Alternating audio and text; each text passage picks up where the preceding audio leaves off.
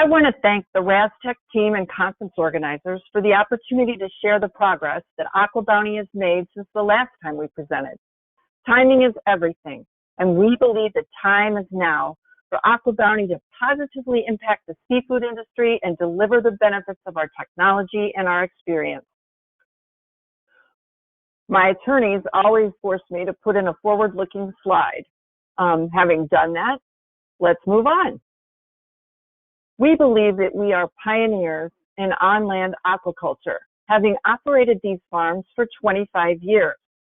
I joined the company after spending 25 years in the food and ag industries because this company met the 3 criteria I am most passionate about: innovation with a purpose, improving nutrition and feeding people on a global scale, and doing it in a way that's sustainable. We've blazed the trail for genetically engineered animals to come to market and be food to feed that ever-growing population.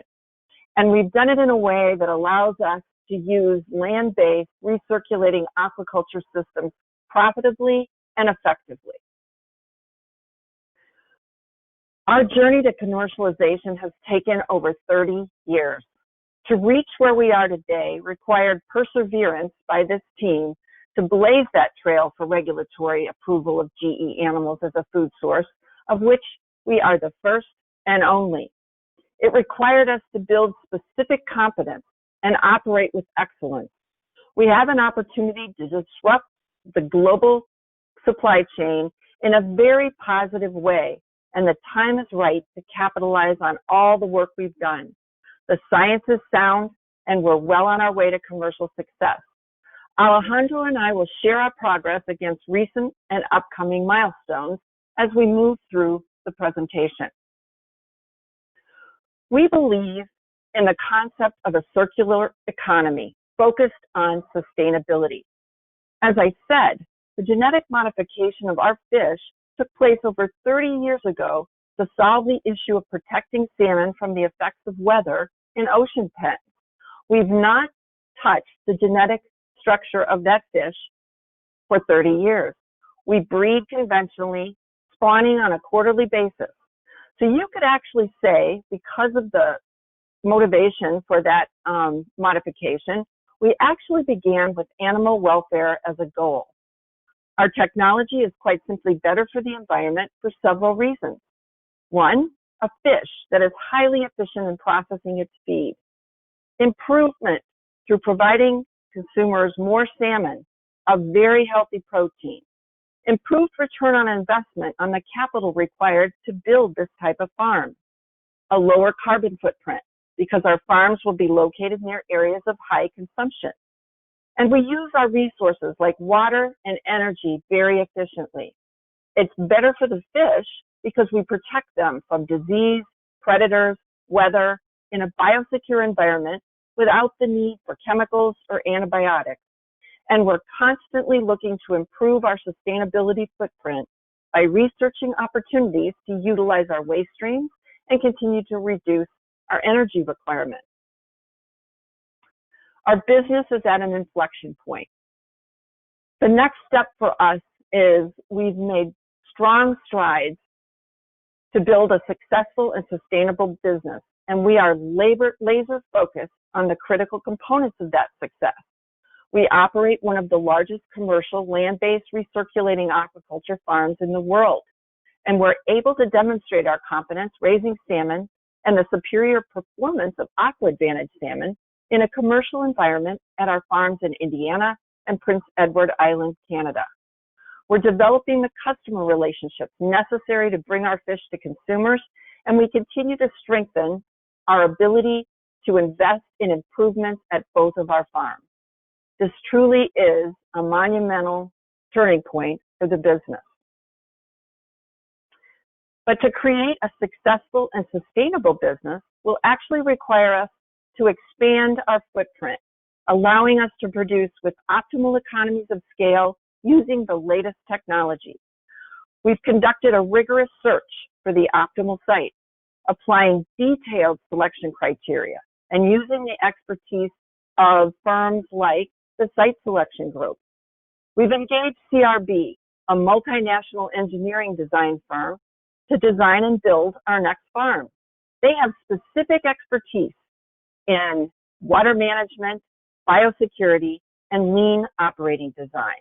And they are in the process of developing the concept designs and refining the estimates highlighted on this page.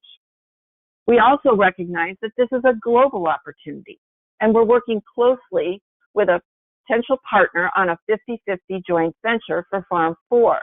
We've completed field trials in Brazil and have filed for regulatory approval, expecting that within the next month. And we've received approvals for field trials in China from the Ministry of Agriculture, and we've identified a partner to run the trial. So we're on our way, both in North America and across the globe. We believe that consumer sentiment is evolving in a positive way. Consumers, according to the research that we conducted late last year, have indicated that the majority are very open to genetically modified salmon. What they really want to understand is, does it taste good? Is it at a price that they can afford? And is it accessible to them? They also want to understand the safety, but not in technical language. And so what we've learned from the research that we did is that 7 out of 10 consumers have expressed a high purchase intent. That's double what you see for a typically successful new product introduction. And we know that when we tell that story in non-technical language, that those consumers will likely try out the product, and we know that we can deliver on the expectations for freshness, taste, texture, color. And we're continuing to build out our advocacy with culinary professionals, moms, and technical experts in the field. One of the things that our management team is absolutely committed to is, in fact, delivering on the milestones that we've set for ourselves. We believe that aggressive milestones and a robust plan is essential, and that we will continue to deliver on our commitment. We've hit milestones to date, even in the face of the pandemic, and we'll continue to deliver on those milestones. Our focus is on ensuring customer relationships are solidly in place, supported by our supply chain. We've sampled prospective customers, and we've received very positive feedback on the taste and texture of our salmon. We continue to actively work on building consumer acceptance and demand. We've completed several harvests of conventional salmon at our Indiana farm, and those salmon are being sold into commerce as we speak. We're excited about the opportunity to harvest AquAdvantage salmon late this year, and our ability to compare conventional salmon in a commercial environment to the benefits of AquAdvantage salmon to both customers and consumers. And so we are excited about what the future looks like. And as I said, next year is going to be exciting because we plan to break ground on a much larger facility with state-of-the-art technology. I'm going to turn the presentation over to Dr. Alejandro Rojas, and he'll share with you how we think about our culture, our people, and the way that we operate our farm. Alejandro?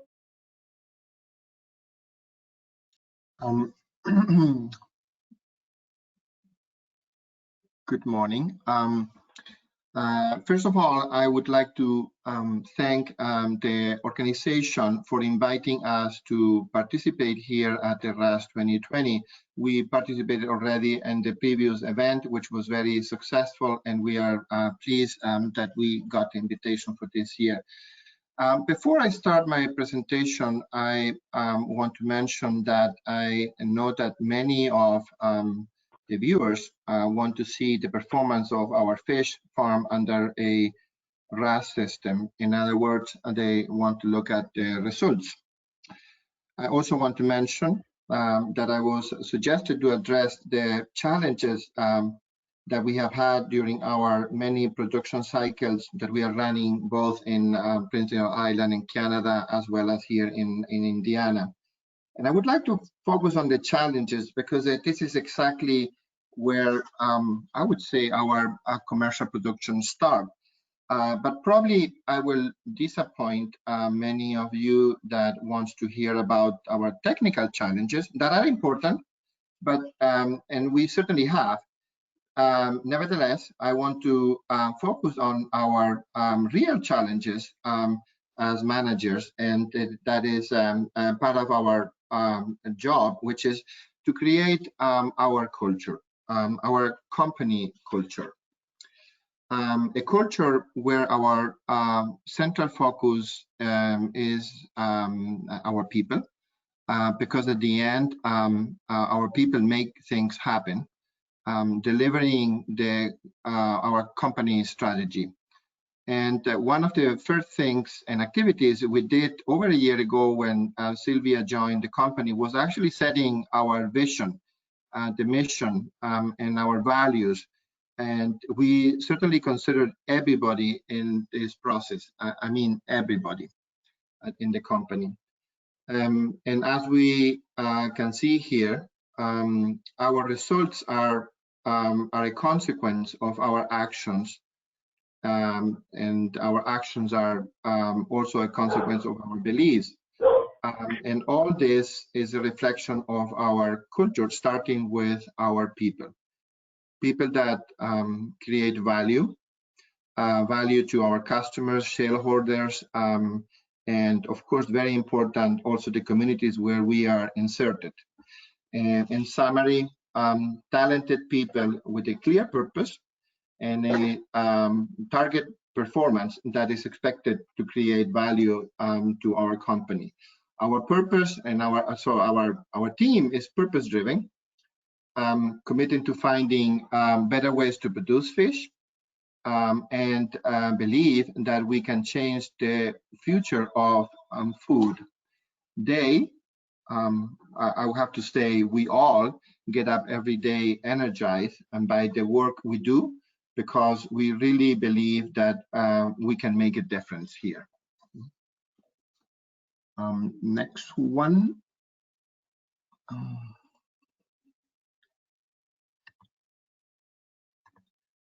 Okay, so as I said before, we focus on our people, and very importantly is our people strategy that is based in continuous improvement, where we pursue opportunities to improve performance, but also opportunities to do meaningful work. And as we can see here, we have implemented a strategy. It is still work in process, but as I mentioned, we are in the process of developing our people skills and creating an inclusive environment. So we started with our job descriptions, hiring, design, performance review, and so on. But at the end, this is all part of our continuous improvement and lean process implementation. And now I would like to enter into our activity and how do we address one of our purpose of living, I would say, addressing the seafood gap mentioned also by Sylvia before. And I would like to start indicating that we all know that our population is growing. While we are facing climate changes issues and environmental challenges, therefore we are convinced that we have to have to approach food production, seafood production in particular, in a different way. And additionally, we all know the pandemic that we are right now facing. So that has also opened our eyes about how important it is to develop a domestic production. And here is where we see that land-based production has an important role.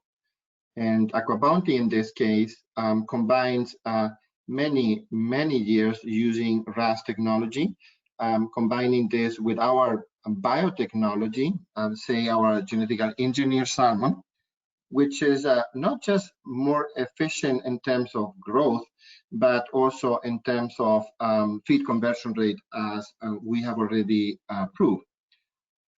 So our competitive difference here is a synergy between more than 20 years experience operating RAS technology and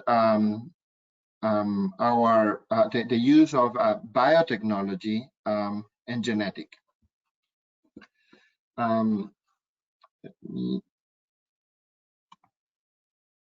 So as I said before, the use of a RAS technology, it is important and is very timely and relevant today. And with the technology that we have been using over 20 years successfully. Every year, we are optimizing our operation and fish performance, optimizing the use of water and the use of energy. And additionally, our rigorous biosecurity protocols have allowed us not just be protected against pathogens, but also, and I think this is really important, has also made unnecessary the use of any chemicals and antibiotics in our production cycle.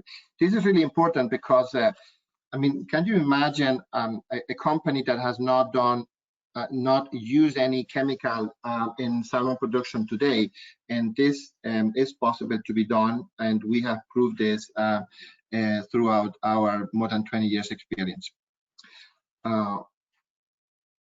So that's a fact. And now I would like to guide you through the different KPIs that we are using to evaluate the performance, not just about a fish, but also performance of our facilities. I would like to start with water as part of most important part of our RAS system, and water consumption, and is really, really important. What we are doing is measuring the volume of water in terms of, say, cubic meters of water we use per biomass increase that we have had in a certain period, like in, say, in a month or during the whole entire cycle. Also, husbandry is very important, evaluating our growth and FCR mainly, and also our biosecurity, and compare this to previous cycles. Not minor is the electrical consumption, and we measured that in kilowatts consumption that we have on a monthly base compared to the biomass increase. Processing is something that we will evaluate continuously as well in terms of yield and productivity at the processing plant itself. Not minor is our regulatory approval process, and that requires us to become not just good, but I would say excellent at what we do, because we operate under strict controls and biosecurity measures.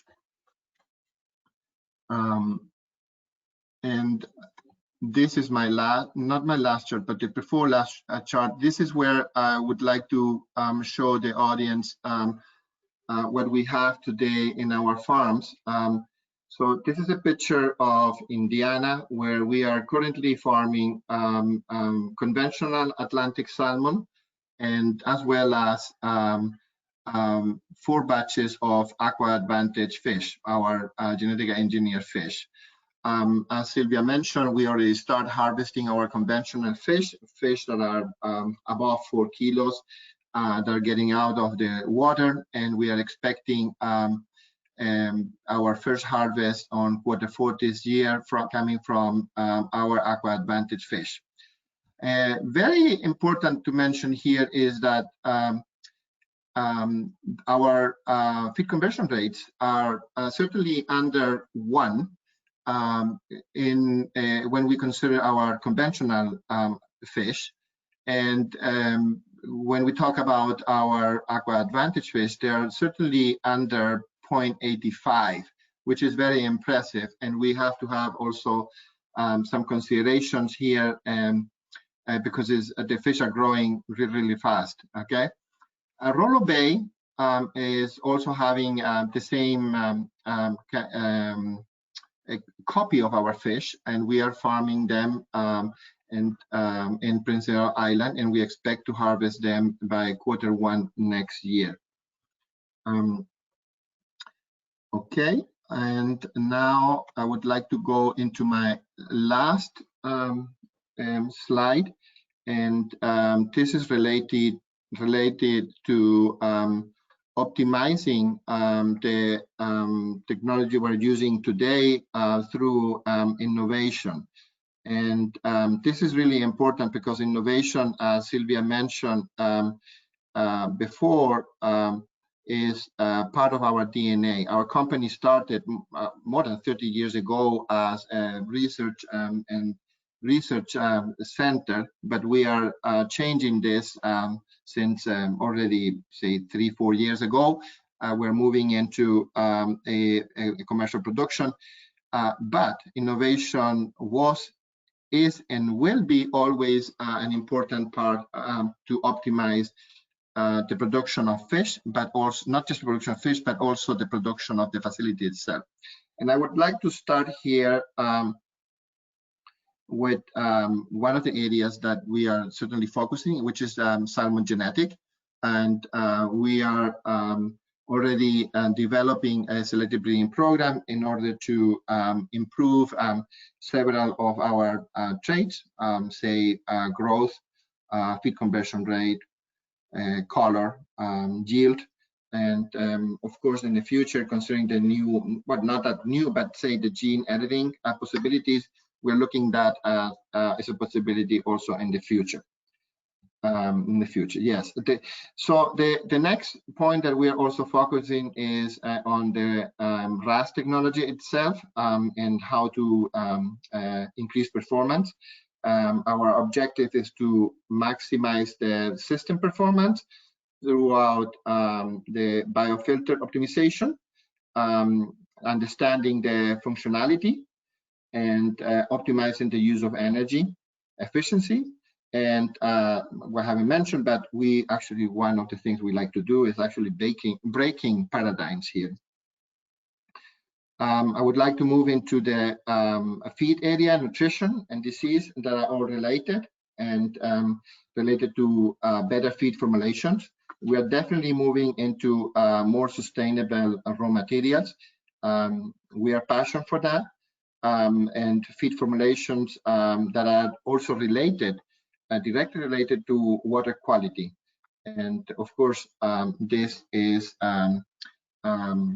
turn into better performance of our fish and shortening the cycle. All this approach in terms of innovation will certainly be possible to apply on new species that we consider also important as a part of the roadmap. Thank you very much for your attention. I appreciate this invitation, and great to be here. Thanks.